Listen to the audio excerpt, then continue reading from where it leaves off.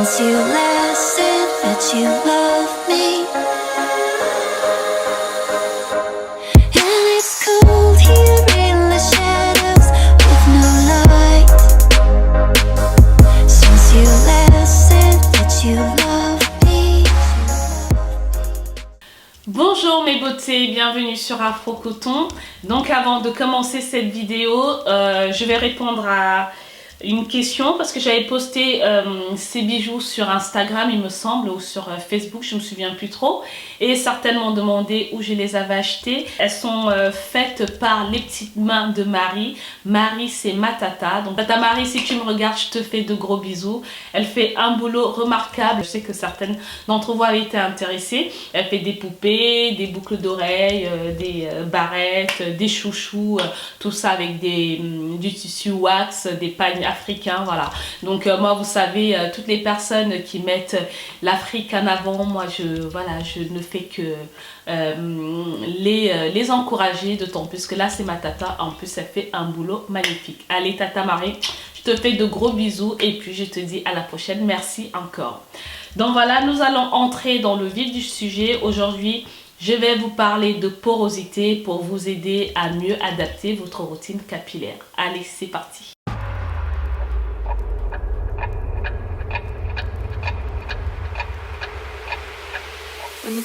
Alors, c'est quoi la porosité? Pour faire simple, la porosité, c'est la capacité du cheveu à absorber l'hydratation et aussi à la retenir. Par rapport à la forme des cuticules, si elles sont ouvertes ou fermées, on verra si le cheveu retient ou pas l'hydratation. Pour réaliser ce test, c'est assez facile. Vous allez prendre un verre d'eau à température ambiante. Vous allez récupérer des mèches de cheveux sur votre peigne. Alors, vos cheveux doivent être propres et secs. Et il ne faut pas avoir de produit sur les cheveux, sinon ça va fausser les résultats. Donc vous allez prendre votre mèche de cheveux que vous allez juste poser sur la surface de l'eau et le cheveu va absorber ou pas l'eau.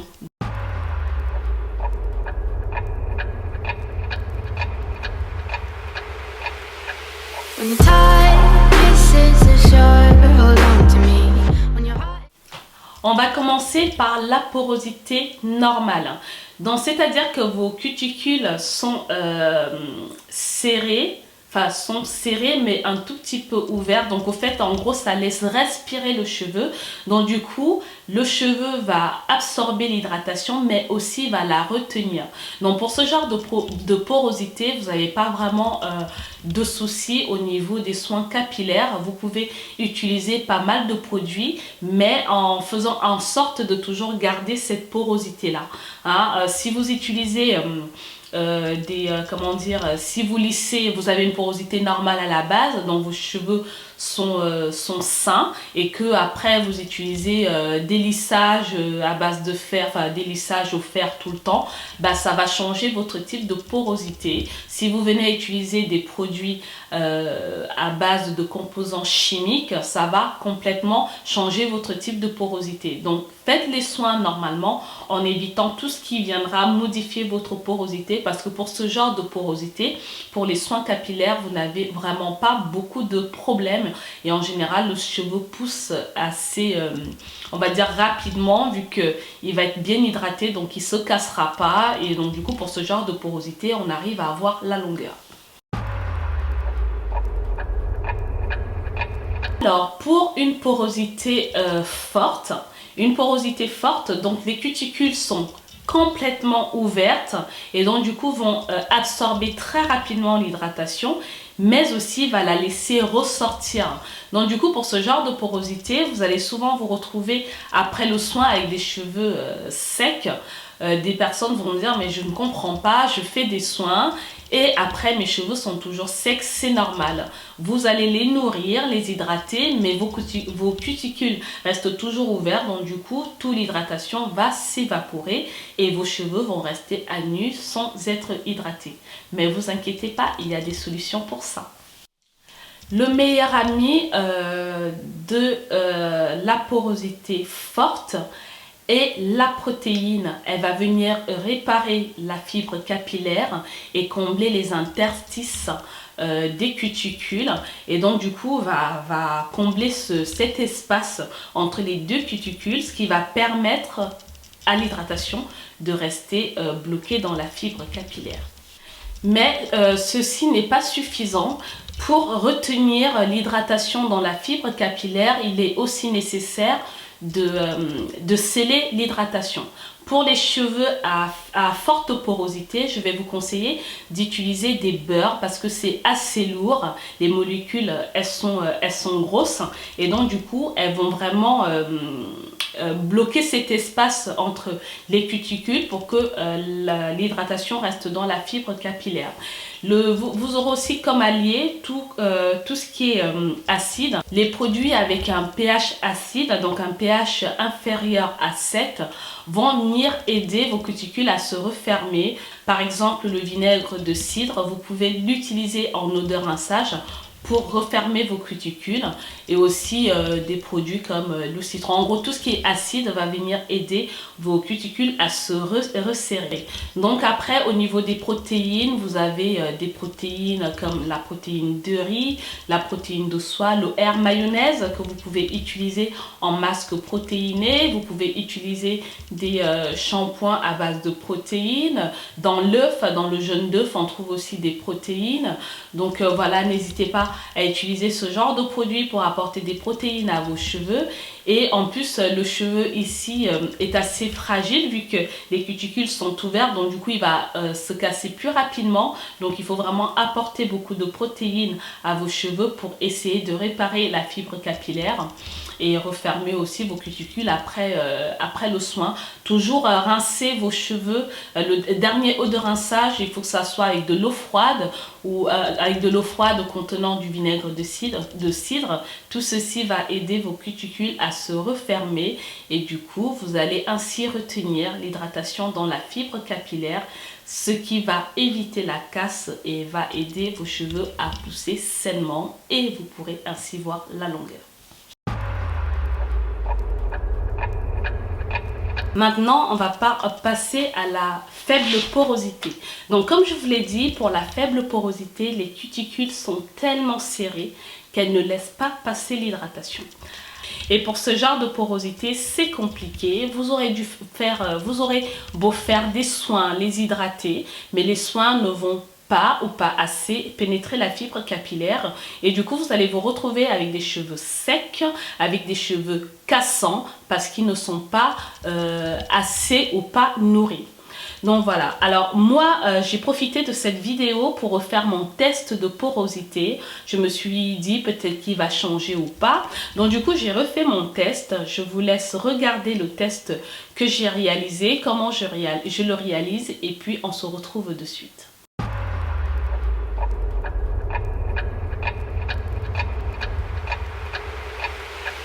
When the tide kisses the shore, hold on to me. When your heart is hurting, you can't take no more, hold on to me. When you're sinking under, and it's getting harder to breathe, hold on to me, hold on to me. Baby, ride my way, won't you come my way, make me feel. Vous avez vu comment je réalise mon test de porosité, et sur cette vidéo on peut voir que j'ai une porosité faible. J'ai dû garder, je pense, 5 à 6 minutes et le cheveu n'a pas coulé d'un poil. Donc voilà, mes cuticules sont très serrées et on voit très bien qu'elles n'absorbent pas l'eau du verre et donc du coup ne descendent pas du tout.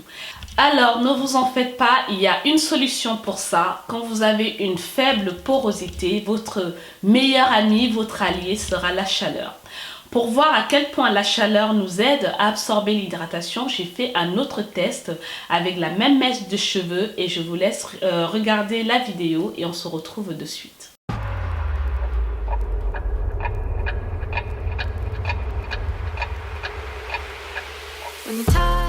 On peut voir dans cette vidéo que la même mèche de cheveux qui ne coulait pas avec l'eau à température ambiante, rien qu'au contact de l'eau tiède, le cheveu absorbe de suite l'hydratation et se retrouve très rapidement au fond du verre. Donc voilà, vous l'aurez compris, si vous avez une faible porosité comme moi, apportez de la chaleur à vos soins et ainsi votre soin pénétrera mieux la fibre capillaire.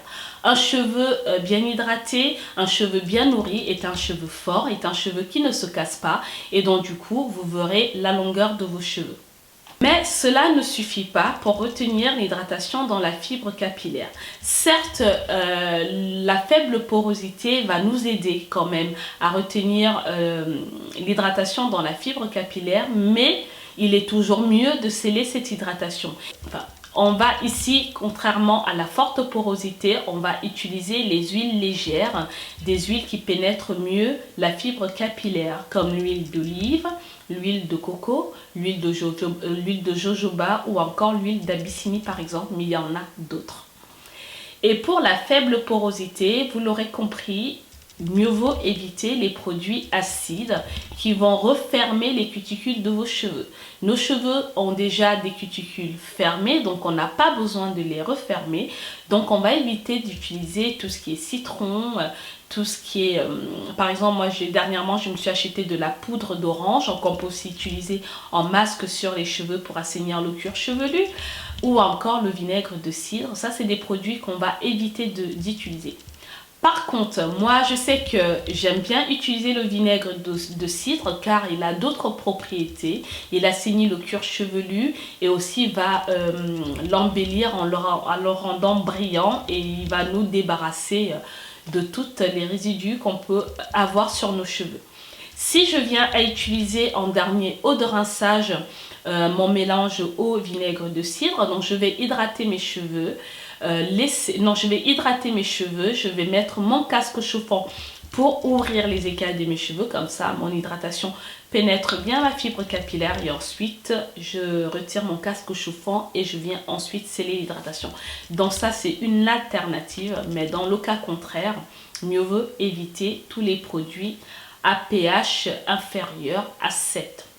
Donc voilà, alors il faudra aussi éviter les protéines lourdes car elles ne vont pas pénétrer la fibre capillaire, elles vont alourdir vos cheveux qui vont se casser.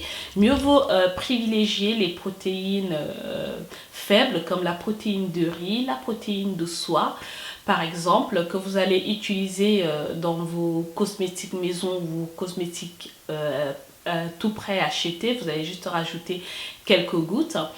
Et il y a une protéine forte que je peux vous conseiller, mais utiliser que tous les 6 à 8 semaines. Ça va être la protéine d'Aphogie, je ne sais plus, c'est le Two Step, il me semble, je ne me souviens plus du nom, je vous le mettrai. Ou le Air Mayonnaise, ici, il faut vraiment l'utiliser tous les 6 à 8 semaines. Alors que quelqu'un qui a une forte porosité va l'alterner, va utiliser une fois sur 2 ou voire même à tous les soirs.